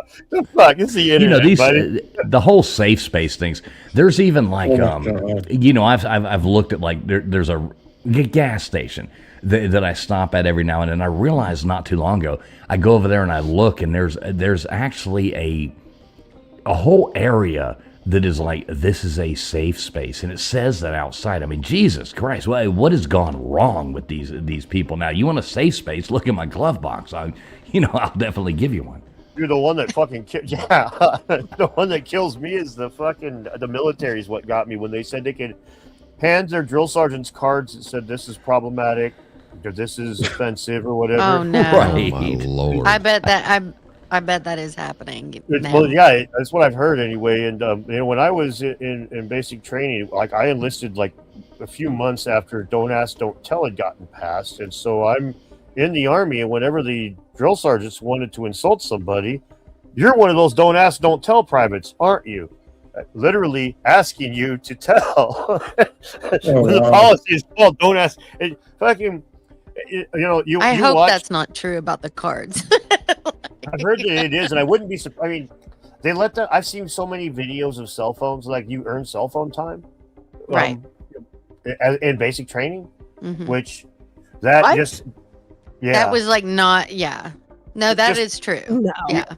You get to film your Bullshit. training. I'm sorry. Film your barracks. Oh, dude, yeah. KJ, you've known a few drill sergeants in your life. Yeah, I'm that pretty is sure. true. But that was even 10 plus years ago, where you could earn time. Yeah, that's for real. Yeah. They've gayed up everything. It's insufferable. No more of the Emery, huh? Hang on, I'm gonna ask Marine this. I'll be right Yeah. back. I'm gonna go ask a Marine. No full metal jacket going on there, huh? Right, exactly. Oh, yeah. Okay, but what was the answer, Dan? Didn't want to ask you not to tell. What was the answer? I didn't tell. Clearly. Like that Norm Macdonald bit. He's like, I'm just following the rules, guys. I'm just following the rules.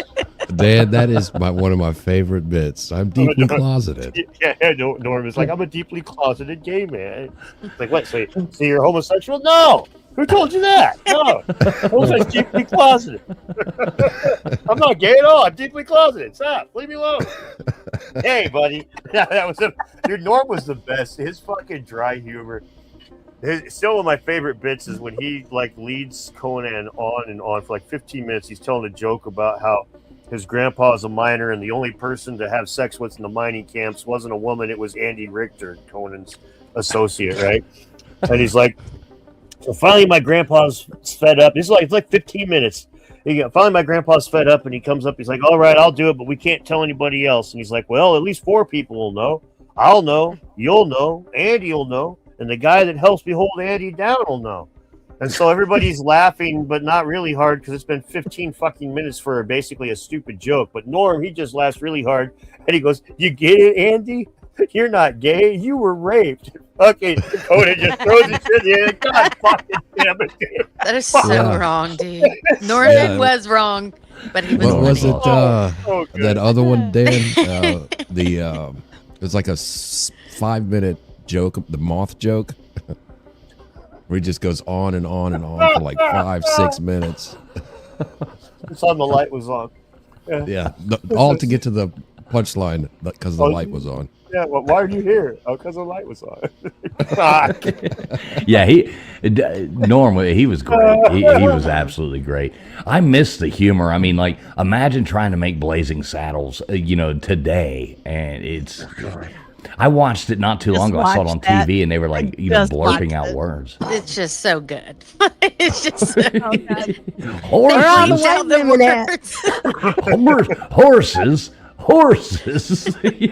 Oh my God, this is so great. And Richard Pryor co-wrote it. I miss the 80s and 70s and the comedy and the fun. That was my Eddie God. Murphy, all his. But we're all stand-up at that 39, time folks. was so We're all good. 39. Right. Oh For my sure. God. Well, Dan Richards, man, it has been an absolute pleasure having you on. Like I said, I've been a big fan for a long time. Been following what you do. Keep doing your awesome stuff, man. It's absolutely amazing. Thanks for coming up, man. Well, thanks for inviting me. Yeah, I really appreciate it. We'll definitely have to do it again soon. This has been a lot of fun. I do like to get together with people and do these kinds of chats and cross the streams, as they say. I'll make sure and go around and should be able to find links to everybody in the Traveling Fools page. Is that right? Yeah, definitely. I'm going to go back. I'm going to add. I didn't know exactly where we were going to go, so I'm going to update the details on the video, add some links in there. Sweet. And we're about to go through. We're going to let everybody tell everybody, where they can find them at and do that kind of jazz. Let's go ahead. Let's start out. Tombstone's new channel over here. Super sweetheart. We absolutely love her coming up on here. She's got a new channel. What are you, Tombs? About 25 away from getting monetized and, being a thing. Tell everybody, come on, where can they find you at? Yeah, come on, guys, help me get some of that YouTube money. Another grifter. Yeah, that's me. I'm a ginger. I'm a grifter. I can't help it. Yeah, Friday nights you can find me here on Abbinormal, and during the week I'm haunting some cemetery. And yeah, check out my shorts on YouTube. Yeah, all you got to do is type in Tombstones. I was like, what shorts? Let me. Right, yeah, okay, exactly. never mind. Daisy Dukes. Y'all get over there. They're definitely Daisy. Yeah, so go over there, sub up. Anybody out there listening, I mean, for the love of God, let's get her to 500 subs there so we can get that channel monetized. Type in Tombstone's Dead Air Time. You're listening over at Dan's or something like that. Tombstone's Dead Air Time. She's going to come up. You're going to see the, the purty looking little redheaded girl right there coming up there. Go over there and sub her up. Get her to that 500 for the love of God. That would be awesome. Nathan, what you got coming up for us, brother? No, I'm hoping to finish everything for my sensor array on my stuff, man. I'm in like an Arduino hell right now, trying to build all kinds of new stuff on there, man. It's a real pain, but hopefully it'll be up by the end of the week, and then or next week, I should say. And then I'll have a full sensor array tell me exactly what gases and everything goes on and something. That'd be pretty cool. Yeah, Nathan's channel is absolutely fascinating. He gets shocked all the time. He does experiments. He explains to us how this stuff works. I'm like Corky Thatcher. I don't understand what the hell's going on over there, but I do Did you watch. just say Corky? Corky Thatcher. Desmond has a barrow in the marketplace. Right. I don't wanna be a short order cook. That was- Remember when he got the checkbook and went my remember when he got the gosh. checkbook and went around town like writing checks to everybody? It was like Yo, he got a no. job as a short order cook. He's like, I want to be a short order cook, and the next thing you know, he's like writing checks everywhere in town. Yeah, what a great show, Obadiah. Wow. It's Gutters Pub. Check her out. Yep. What you got, Gutters? What you got coming up for us? I got a new T-shirt and it says "Get in, losers." We're going to die of dysentery. I'll bet that's a hit at the dive bar around the corner from we're your going house. to die of dysentery. We're gonna die Oh of my dysentery. We've It's already like Oregon died of it Trail, like an Oregon 10 Trail times. T-shirt. That over is here. hilarious. Yeah, it's my new That is T-shirt. And your hair looks fire. You know, Dan. Thank You know, you, Dan. Don. We have gone live at night. You know, before you and just like the stupid live streams and played Oregon Trail live like the original one. Gutters always drowns in like 2 feet of water. You know, the first time it's like, and she's like, I want to cock it. You know, she's talking about the wagon, but but she ends up getting drowned every time. I don't understand. That's because I step on my head when we're going across the river. That's why I drown. I like to step on your head while we cock it. So go over there, check out Gutters Pub. All you got to do is type in Gutters Pub into YouTube. KJ, you got any bangers coming out for us this week? KJ's a country music sensation. She just recently was singing the national anthem at a Bass Pro Shop, fishing event. She's all over the world touring and all that kind of stuff. So it's yes, Katie did. Katie with a Y. I know I haven't posted in a while. I've been actually singing live, and so yeah, just keep an eye out. I'll be out. I'll be posting more. Get back on the tube. There you go.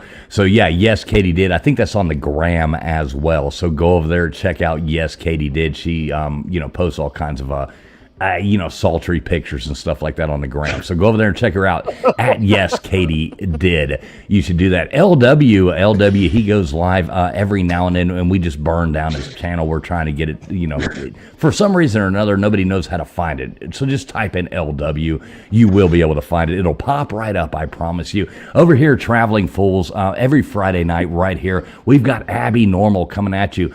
And if you want to watch any of our previous shows or anything like that, want to be a guest on the show, go to Abbinormal.com. Mr. Producer in the background, he runs all that stuff for us. He's always here, going to be here forever and ever and ever. We love him to death. So Abbinormal.com. You want to catch any of our previous episodes, but every Friday night right over here at Traveling Fools, all you got to do is type that into YouTube. You will find it right here. Sunday night, Sunday, be there or be dead. Every Sunday night we do a trivia stream, 1, 2, 3, or 4 into chat. Faster you answer, better off you are. We give away prizes. We give away stuff like that. It is absolutely amazing. We got all the smart people on YouTube coming over here and playing at 10 o'clock Eastern Standard Time every Sunday night. Traveling Fools, type that in. If you think you're smart, come over here and play, because we've got the smartest damn people on YouTube over here playing, and it is an absolute blast. We have a great time doing it. Dan, any last words for us, brother? No, thanks a lot for having me, man. I mean, shit, this has been a lot of fun. I appreciate it. I'm glad this was a enjoyable conversation. Have to do it again. Yeah, we're not stuffy, are we? No, not stuffy. Not stuffy. Have you got invited on to things before where you got there and it was just like, damn, these people are lame. This is no fun. Oh yeah, it's not usually too bad. Most of the people that invite me on are pretty chill. It's usually when I talk to scientists and I interview them that I end up feeling like I'm talking to a bunch of stuffy folk. Most people, most people, they take one look at me and they're like, well, Dan, if that boy didn't have some subscribers, I'd feel like I needed to give him money so he could afford to buy food. So I'm good. I do all right. But Yeah, I think you washed my car window the other day. I was sitting outside, outside of Atlanta, and I think you walked up and actually washed my car window. So well, I was in Florida, and so I was sitting on I bought a couple of beers from 7-Eleven. I'm waiting for my Uber to come. I'm sitting on the corner. I'm drunk, waiting for my Uber. Bitch is lost. She's driving in circles. I'm watching her on my phone. I'm watching her in real life. I'm like, God, this fucking idiot. Goddamn. Blah, blah, blah. And I feel a tap on my shoulder. I look at some 20-something girl handing me money. I hope you have a better day, sir. And I'm like, oh, fuck off. Give that to the next guy that looks like me. He might need it. I'm good. I'm just pissed at this retarded. I'm not like, oh. That's hilarious. you get one of those people, those morons that do those YouTube shorts, where they're out there like giving the homeless people money, on the road and filming it, they like come up to you. They're like, hey brother, can I, so how's your day going? How's your, and all this, do you need me to take you to Walmart and buy you a new pair of shoes? All this shit. Yeah, they do. It's funny. I wear my shoes till they're like, I don't wear good shoes most places because I know that like girls look at your shoes to evaluate how much money you got. So. Do girls do that? Oh, you hush your So mouth. we heard. Of course So you we do. heard. Dad took the money and bought beer. No, I didn't take the money. I'd already bought beer. I didn't take the money. No, it's like the guys have some guys will wear like nice shoes and stuff, and I don't. I'm not gonna. I mean, there's no. Yeah, I had somebody ask me why I don't like dress better, and it's like, what am I supposed to buy, a fucking pimp hat and fucking shoes with aquariums in the heels? Like, what? So I can feel Oh, uncomfortable. Yeah, I do want those shoes with Thank the. you. Oh, Thank You ever you. see the Yeah. shoes with the goldfish in the back, and then you realize the Yeah. goldfish dies, and it's like, wow, that was kind of the awesome. point, You isn't it? looked You just really cool. Every step you take, you're like, fucking God. Every step I take. Animal cruelty, animal cruelty, animal Exactly. Right, exactly. Poor little bastards in there bouncing up and down in his head. Poor thing. Yeah, you're like, cruelty. Animal cruelty. Bad, it's just like hey, Dan. I do have to say, before we get out of here, outro has already started. I am gonna go to Gunung Padang before too long, and I do want to get up with you and Jimmy before I do that, and see anything that y'all want me to film or any of that. So I will be going there very soon. I don't. Yeah, let me know. Right? Yeah, definitely want to be able to talk to you guys about that. So Dan Richards right there, great show. Thanks everybody for tuning in tonight. It has been an absolute blast hanging out with all you guys. Dan is the man. Thank you very much for coming in there, and everybody, tell us goodbye in the chat. Hope you have a great 4th of July weekend. Hope to see you back here next Friday night for Abbinormal. We're going to be breaking down. We do a little bit every now and then where we break down movies and go in there and break it down. So we're going to have a bracket night going up. The most iconic horror movie of all time next Friday night. If you like kind of stuff like that, come check us out every Friday night over here at Traveling Fools. So just type it in. Thanks, everybody, for being here. We hope to see you with all 10 fingers. God bless everybody. Happy 4th of July. Thanks, Dan. A lot of fun. Thank you. Have a good night. night, everyone.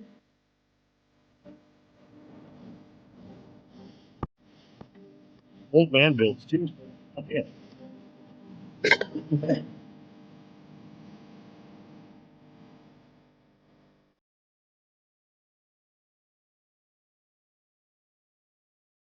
Just to go ahead and bring this up, I've seen the stat. Whoever keeps telling us we're stupid in the chat, we absolutely love you. Thanks for being here. We favor all it. Nothing better than that. Nothing better than somebody who love has it. typed in 50,000 times into the chat saying, you're all stupid. That's Yeah, thanks for being here the whole time, you fucking moron. Yeah, I feel like retards. Right.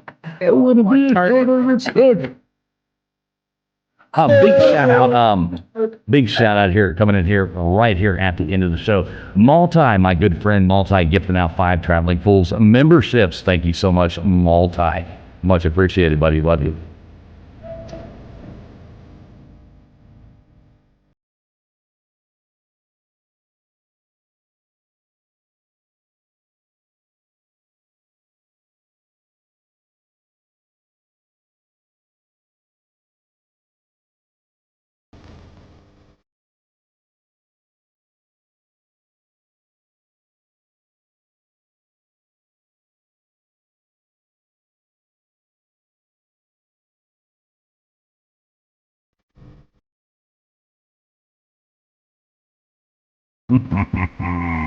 Getting shapes. Getting drawn.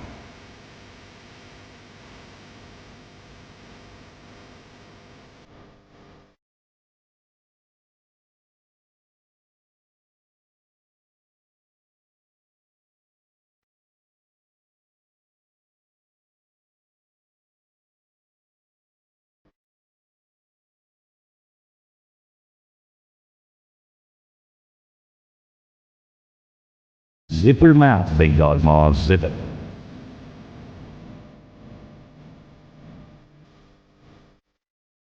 She ain't wrong.